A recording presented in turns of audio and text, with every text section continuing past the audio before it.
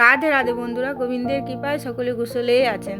আর আমার ব্লগটা আমি সকাল থেকে স্টার্ট করলাম, আর প্রথম থেকে শেষ অবধি দেখুন, আশা করি আপনাদের ভালোই লাগবে। এই যে দুটো ঘরের বিছানা আমার উঠানো হয়ে গেছে, আর মায়ের ঘরের বিছানাটা মা উঠিয়ে নেয় আর কি, যখন ঘুম থেকে উঠে তখন উঠিয়ে নেয়। এদিকে রুমুসোনাকে তো সকালে পরোটা বানিয়ে দিয়েছিলাম, তো এখন এই যে আমার জন্য করছি আর কি। ও নিয়ে গেছে পরোটা আর মিষ্টি নিয়ে গেছে আপনার।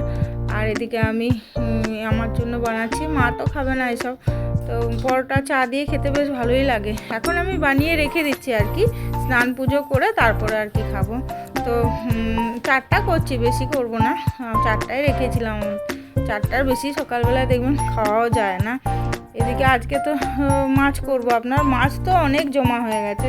মাছ তো পরপর নিরামিষ হলো না, তো একদিন ডিম হলো, তো মাছ সেজন্য অনেকগুলোই জমা হয়ে গেছে। তো এখনও এই কাজের মেয়েটি আমার আসেনি। এদিকে আমার তো বলতাম আপনাদের যে দুটো কাজের মেয়ে, তা একটি যেটি আমার ঘর মুছতো, বাসন ধুতো, না ঘর মুছতো আর কাপড় কাচতো, সেই মেয়েটি আমার ছেড়ে দিল আর কি। অনেক দিন কাজ করছে আপনার, 14 বছর কাজ করছে আমার বাড়ি, 13 বছর। তো আর পাচ্ছে না করতে, কষ্ট হচ্ছে, তো ছেড়ে দিল। এখন যে বাসন ধুয়ে সেই এখন পুরো কাজ করছে আর কি। এই যে টিফিনটা বানানো হয়ে গেছে, রেখে দিলাম। এখন এই যে টেবিলটা একটু মুছে রাখছি আর কি। আর সকালে চাটা খাওয়া হয় না, পরে আর কি, তার জন্য বলে একটু ভালো করে মুছে নিই, এরপর ভাত খাওয়া হবে ধরুন, তার আগে ভালো করে পরিষ্কার করে নিচ্ছি ওই জন্য। আর মা ওইদিকে চা খাচ্ছে, মায়ের এখনও চা খাওয়া হয়নি। আমি তো অনেক সকালে উঠি আপনার, রেমুসোনা স্কুলে যাবে বলে, টিফিন বানিয়ে দিতে বলে উঠি আমি তাড়াতাড়ি, আর মাকে একটু দেরি করেই উঠায়। মা রিমুসোনা স্কুলে যাওয়ার পর মাকে আর কি উঠায়।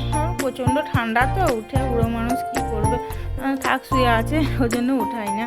এই যে আমার সব গুছানো হয়ে গেল, এদিকে এখন স্নান করে একবারেই ঠাকুর ঘর ঢুকে গেলাম। আর আজকে যা ঠান্ডা আপনার, এদিকে আমার একটাও ফুল নেই। কালকে যা ফুল ছিল আপনার সব দিয়ে দিয়েছি, আর আজকে আবার একাদশী, তো তুলসী পাতা আমি কালকেই উঠিয়ে রেখেছিলাম। এই যে ওই তুলসী পাতা গোপুসোনার ওই যে চরণ দিলাম, আর ওই প্রসাদে দিলাম আর কি, বেশি নেই আপনার, কালকের জন্য আবার রেখেছি, এই যে এখানে দিলাম। আর কালকে তার দ্বাদশী, কালকেও ওঠাতে নেই, সেজন্য আর কি বাঁচিয়ে রাখলাম কালকের জন্য। এদিকে পুজো দিয়ে বেরিয়ে এই যে চা আর পরোটা নিয়ে বসে পড়লাম। আমার রুটি বলুন পরোটা বলুন সব দিনই চা দিয়ে খেতে বেশি ভালো লাগে, আমার তরকারি দিয়ে অত ভালো লাগে না। তা আমার রিয়াও হয়েছে সেরকম, রিয়াও দেখতেন না চা দিয়েই খেত। এদিকে মাকে এই যে সবজিগুলো সব বের করে দিচ্ছি, আজকে আপনার এই যে পেঁয়াজ শাকগুলো আছে ওইগুলো পোস্ত বানিয়ে দেবো। আর এই যে মা এখনও চা খাওয়া হয়নি আর কি, মা চা খেয়ে আর কাটতে বসবে। এদিকে মাছগুলো আমি বের করে, আর জলে না দিলে আবার এ তো একদম বরফ হয়ে আছে, এখন জলে খানিকক্ষণ থাকার পর তারপরে যদি ঠিক হয়, তো এই জন্য বের করলাম, দিয়ে জল দিয়ে রেখে দিলাম। এদিকে মাকে বললাম কি সবজি হবে কাটার জন্য, মা এখন এই যে বসে গেছে।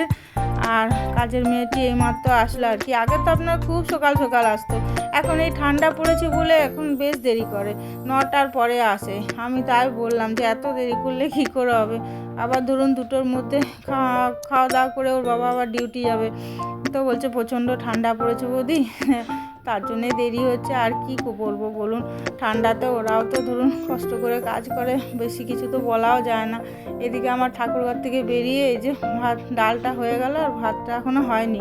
আর মায়ের জন্য একটু যে পোস্ত ভাজা করছি, পেঁয়াজ শাক পোস্ত করছি, তো মা তো খাবে না, নিরামিষ খাবে, সেই জন্য আর কি একটু পোস্ত ভাজা করে দিলাম।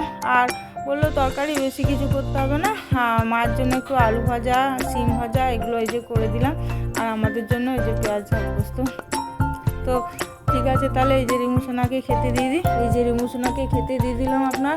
আর আজকে বেশি কিছু তরকারি হয়নি আপনার, ভাজাই হয়েছে, এই যে আলু ভাজা, সিম ভাজা, আর পেঁপে দিয়ে ডাল, আর ওই যে পেঁয়াজ শাকের পোস্ত, মাছের কারি আর চাটনি।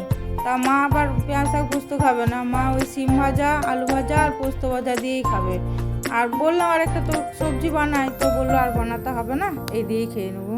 তো ঠিক আছে, ব্লগটা আমি এখানেই শেষ করছি। ভালো থাকবেন, সুস্থ থাকবেন, আর সাবধানে তো অবশ্যই থাকবেন, প্রচণ্ড ঠান্ডা পড়েছে। আর যদি ভালো লাগে একটা লাইক, কমেন্ট, শেয়ার করে দেবেন, কেমন? হরে কৃষ্ণ।